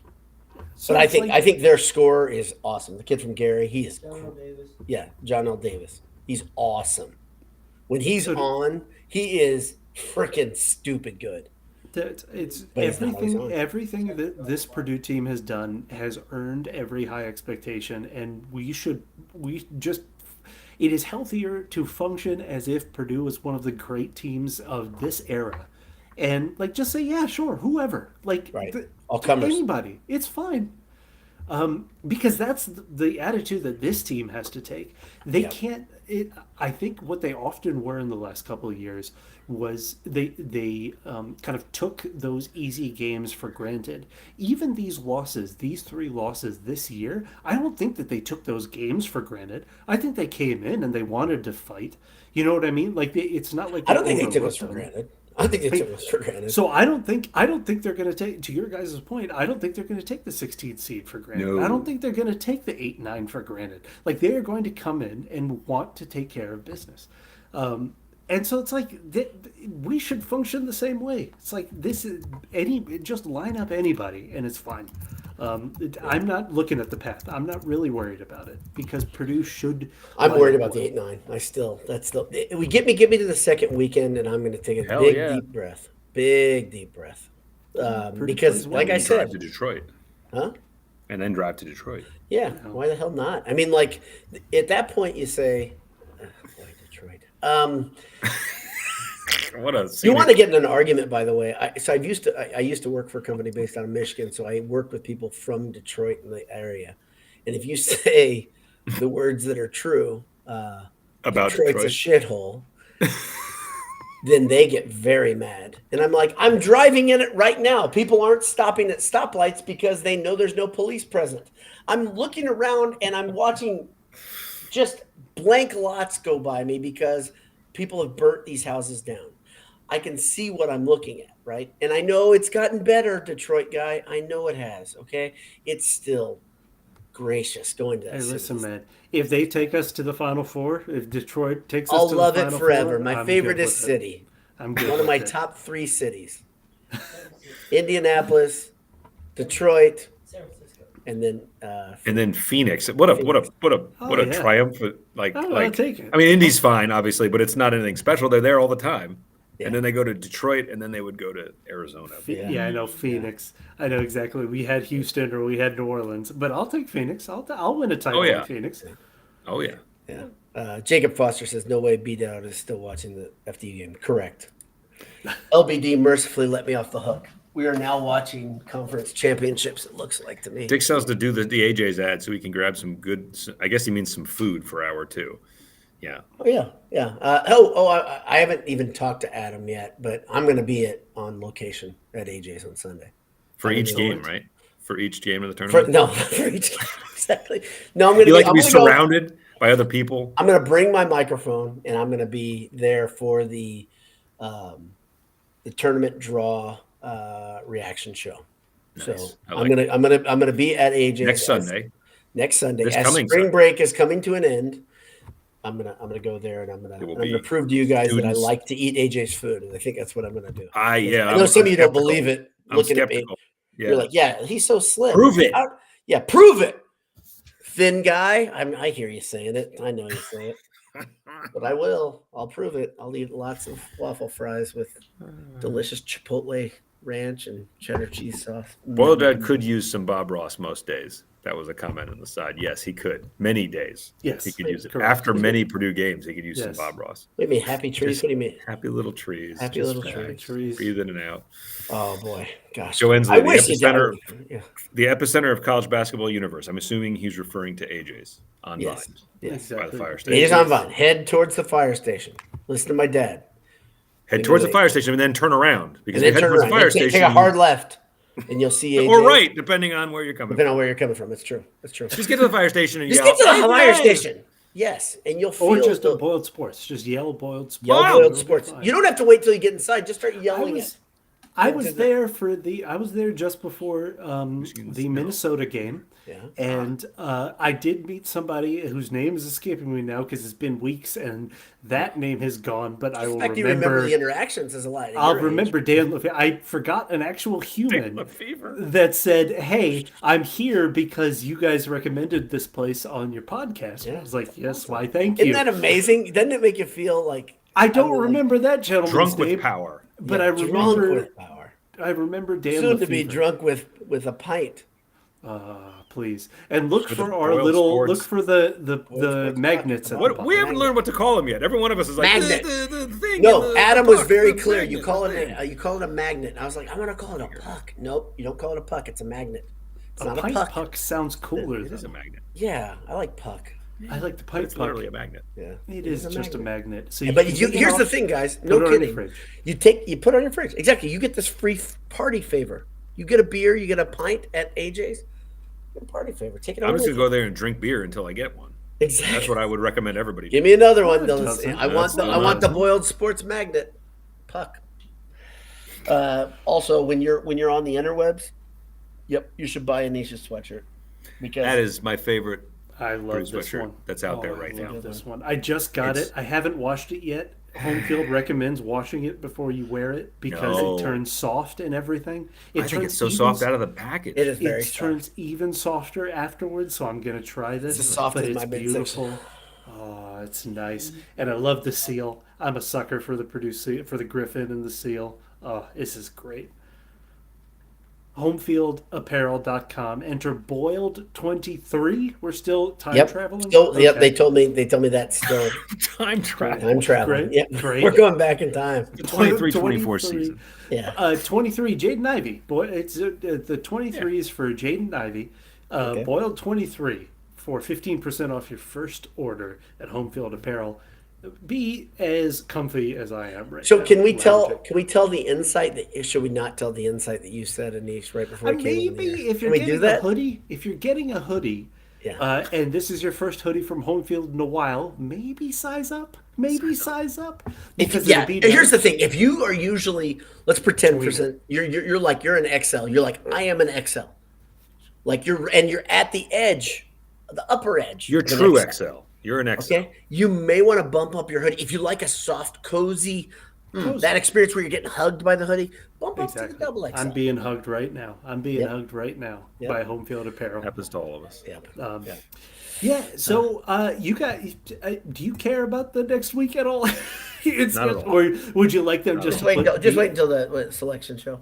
all ankles on ice? I don't know if you guys have seen Dune, but I kind of want them to put Zach Edey and Braden Smith into that black goo that they put the Harkonnens in, just the healing goo. That's all. So here's the thing: I've never seen the old Dune or the remake of the Dune or Dune 2. I've never seen any of them, but I do know that Purdue football is using Dune as a theme for next year. It says Purdue. Purdue. It really does, and I'm like, the poster's awesome, but I'm like Jay. I'm like, I'm not. We don't live. We're not in the desert. Like we're in the. We're in If you're, farmland. yeah. No. It's like it's the. I don't like opposite. that assumption. That's like when people do Game of Thrones nonsense. Like not Like everyone you've watched it. Yeah, I haven't watched Game of Thrones. No. I'm a And grown I hear it's great, and like I I heard would everybody. recommend By Dune. the way, everybody It's- that I knew talked about it after. It's I know. incredible. It's incredible. I'm sure it's great, Dune 2 and is it's amazing. I'll wait a couple. Let's talk years about though. Dune. You guys aren't even talking about the same thing. Yeah, Exactly. both Fair are enough, great, you guys. and I will watch both eventually. But do you just want to put Braden Smith and Zach Edey on ice? I would love it if they played these games like for fun and they just were like, okay, let's, Like you're playing a CYO game. yeah, like, oh, let's wants let to these guys play? start. Who wants to play Let's give center? Colvin 35 minutes. Exactly. Actually, Just to see what happens. I love that. Yes. Heidi plays a ton. Colvin plays a ton. Berg. Why not? Roll it out there. See what happens. Okay. What would be the harm? Somebody said something earlier that I thought was a bold take in the comments, and they said they pretty much said Berg is the next great in Big Man U lore. Huh. In so many words. I hope so. That's kind of where I am on Berg. Okay. And I like Berg. I think he seems like a great guy, great teammate. He had an injury he had to fight through. How do you feel? Like, where will he be if you were going to compare him to a Purdue center in the last 15 years? I mean, Harms is Berg, the 20 obvious. years. I mean, like, Harms is the obvious. Like, right. I mean, like... Harms was so... No, Harms. He moved so much and so well. He was almost not a center. Right. I don't think Berg is that guy. No. He's not as well. I mean, from the little we've seen, it's like, you know, he's not as smooth and agile. Smooth and easy, like Jay. Yeah, big smooth is what we call Sunday him. morning. He's so smooth. Exactly. And easy. Who has a better here? Okay, is this? Gosh, I don't want to offend anybody. Should I not ask? I'm going to do it. Okay, who has a better career when it's all said and done? Tacos or Berg? Oh, Travis Carroll, good old Travis Carroll. Played in Are some you big talking games. about? I was gonna say, are you talking did. about football? Are you talking about football or basketball? Who's on the basketball court? Oh, Basketball okay, court, yeah. okay. I mean, like Carroll actually played. You're right. He played in some big games. He had some big moments. And he was important. He was an This important team will play bigger games. Like this team will be in bigger games than those teams were. Are there going to be enough minutes for Berg? That's what worries me a little. So he'll have to be back. Depends on what rotation, Painter does. Right? He'll be the third or Depends on fourth what Painter big, does. right? Like Yeah. third or Yeah, fourth that's a big lot. off the bench. Well, And so you'll have to see. You'll have to see. it all right? depends. It depends on a lot. I know you guys don't want to talk about it, but there's a non-zero chance that there will be guys who aren't here next year who aren't currently on the roster. Absolutely. So maybe Berg is in a different, up, maybe he moves up the list. Maybe he's one of the guys who goes. Who knows? Right. But to be a pretty good hard. rotation off the bench defensive center, I could absolutely see it. But I don't think, Yeah. as of right now, there hasn't been enough that we've seen to suggest anything more. Now, again, like we wouldn't have said that- We never saw a version of this like Zach Edey coming off the bench in late games where you got a big lead. We never saw that. Right. No, I mean, like Zach. Berg has Zach looked was awesome like- in those games, though. By the way, he comes in and he just terrorizes people. Oh yeah, I mean, like it's solid, but like I hope so.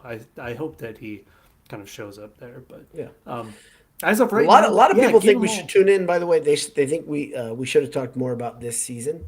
And I don't know if you guys feel like there's more to talk about this season. I really don't know the answer. I mean, we spent about an hour and a half. Spent a on this lot season, on this or, like, season. you I know, would say this an is hour just and an 20. extended dance mix, like Jay said in this. This I mean, is you a know, long show. That's what It I've is been- long. Yeah, but 1:45 satisfying. approaching. But like again, like I said maybe an hour ago, like this is to me like one of the best one of the most fun 2 years of basketball. And I know that you both are football, like Purdue football, Yeah. you know, is your favorite. Basketball season is my favorite. This has been like one of my favorite 2 year stretches of Purdue basketball. Like I think ever. I don't know really- how it can't be anybody's if you're a fan of Purdue basketball. I mean, to me, like you know, Carson Edwards, Each-One Moore, Jaden Ivey are like my favorite Purdue players. Zach Edey is my favorite Purdue player. It's like it is cemented in there to me. Like it just his resolve and. But yeah, what can you not say about Zach Edey and He's what he's my been favorite as a Purdue teammate, as a Boilermaker, as a kind of a difference maker in the program? There's literally no box you can check that wouldn't put him up there in super elite status among fans.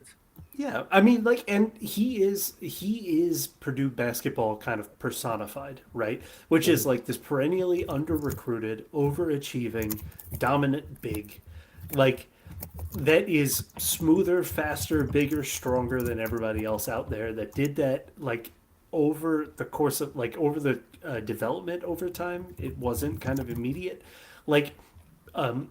Historically under Painter and Katie. It's your buddy, Um, Manny.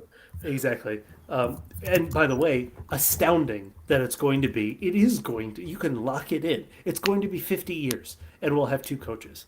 It may be 60 years, and Purdue will have two coaches. It's crazy. Just astounding.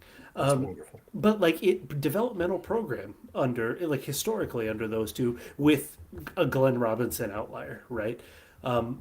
And like a Glenn Robinson outlier, and now next year it'll be a Biggie Swanigan outlier, and then we'll have a Catchings outlier, right? Everybody else has been kind of a 4-star developed, like a 2-3 developed up into one, and to me it's like since 1980 the program is like personified by Zach Edey's entire kind of like journey through college basketball, like from completely under recruited, overlooked, like not even 2-star, like not even 3-star. He's one of those 3 stars that they do just for courtesy and it doesn't really count, just so that they can say, oh, we had him rated beforehand. Grown into a 2-time National Player of the Year, like, and the best Purdue basketball player of all time. Like like to me, it's like he is the story. If you want to tell the story of Purdue basketball in one player, it's Zach Edey. So like incredible. Yeah, it's awesome. And it is, and I will say this because Asia is a big place, and so I include him in the Asian North Asia is a big diaspora. place. I include him in the Asian North American diaspora, but for me, He's Canada Asian. I always say exactly. It's extremely meaningful that like. That's why it's fun watching Casey Tominaga. It's fun watching the dude on Tennessee, the Indian dude on Tennessee. It's like I'm rooting for him, right? It's like that's cool. And to me, it's awesome. Like as a 3rd-generation Purdue Boilermaker and a 1st-generation American in my family, it is fun that the greatest Purdue basketball player, like, is a Canadian kid of Chinese descent, like. It is a story that I am like, and that has found a home at Purdue. Like it is that, like his mom embraced it, he embraced it, the fan base loves him. Like to me, as somebody with a mirroring, family origin story, it's like that matters so much to me. And so it's like Zach's the best, and I'm so happy. Again, I honestly trailblazer. Honestly, I mean, like that's. It's pretty amazing to be like the thing that kills me, or I don't understand it. Zach Edey has been in college basketball talk for 2.5 years. Mm-hmm. I read comments in Purdue posts, whether from CBS or someplace else. They're like, he looks Chinese in that picture. I'm like, are you dumb? I mean, like, what? I just don't even understand it. I know there are a lot of people that are commenting that are like 12 years old. I get that. And so I don't want to, but I try not to. It matters. I think I saw this, and I can't believe this is true, but that he is the first 4-year international player that Purdue has had. Like Purdue is graduating. That cannot be true. That can't be true. Matt Tendom, he didn't. Matt Tendom was the first one I thought. I was gonna say, yeah, but I mean, are we gonna count Matt Tendom after he dislocated? You remember the guy Jamal McGlure played at Kentucky? Okay, yeah, Jamal McGlure, of course. Oh, he was recruited hard by Purdue. Yeah, really? But he was recruited hard for Purdue. Purdue was number 2 in his choice. He actually flirted hard with Purdue, and I was like, yes, here comes another great big man from Canada. Beast, but he was a big deal, he went to Kentucky, and I hated him for it, and because that's what I do. Generally, I don't like. Here's the thing: unless they like verbal to Purdue, and then they back out of the verbal. Then I'm like, then I don't feel real great about him. But McGlure, he was supposed to. He was close. Indian Colorado remembers it too. And I was excited because I was like, okay, cool, Canadian dude, let's go, let's start a new. I had no idea. Of course, I know Jamal McGlure, but I think that I bet he was in the recruiting class for I'm going to say 98, 99, right in there because I graduated in 97, maybe 97. Maybe he's right when I was in there. Gonna say. But yeah, to me, it's just like it. That part of it matters to a Purdue fan that looks like me, also, and that has like a story similar. So you're saying if you walked into Mackey Arena next to Zach Edey, all the little kids would come up to ask for your autograph? Well, they'd come to the general direction, yes. Yes. Again, I'll just stand in Zach's shadow. I'll live in Zach's shadow. Yes. Yeah. But that is my thing on this year. I mean, we've already talked about everybody basically. Yeah. Everybody coming back, everybody rallying, everybody taking a step forward. Braden Smith becoming a star. Like, it's a great Andy. team. Yes, they cheated to get McGlure. Yes. Well, it's Kentucky. Yes, exactly. And so this is before the NIL. Now they can do it above board and say it's infrastructure. Back then, it was just paying a dude. But enjoy the next week where it doesn't matter. It doesn't matter at all. And then we'll join you before the agony of the tournament begins, because that's just. We have no plans on the books for the next basketball beat Handsome Hour. Surely that's why we decided to run it for 2 hours tonight. But it's been a good one. It's been a good one. A lot of insights. Jay has slipped his robe off. He's very warm. He's very cozy at this point. You guys have stamina, man. You guys have more stamina for a couple old guys. Yeah, incredible. Incredible. Yeah. We like to wear you out. Well, but it's been fun, and like I said, we don't know when we'll meet again. We don't have any plans ever when we get off of these shows outside of football season. I don't know why, but we don't do that. And but we will see you again. I think it's safe. Within a week. Within a week, you'll see. I was gonna say, I think it's safe to say you'll see. At a minimum, you'll see Boiler Dad's smiling face on Sunday night a couple times. Yes, and I'll bring a real safe. microphone this time. So it's almost here. Between Monday and Wednesday, I think it's safe to say you'll see us. But yeah. So a couple of words of advice. First, don't turn on the FDU game if you know it's good for you, unless you've got much better patience than me, which you probably do. Second point, if you're in the Northwest, great. Say hi to my friend Ken and tell him you're rooting for him. If he's still listening right now, it's incredible. It's a long show, but Ken has got Boilermakers in the Midwest, Boilermakers in the West Coast, Boilermakers in the Northeast, rooting for him, rallying with him against cancer. And for my co-host, Jay Money and Anish, always a pleasure. I love you guys. Good night.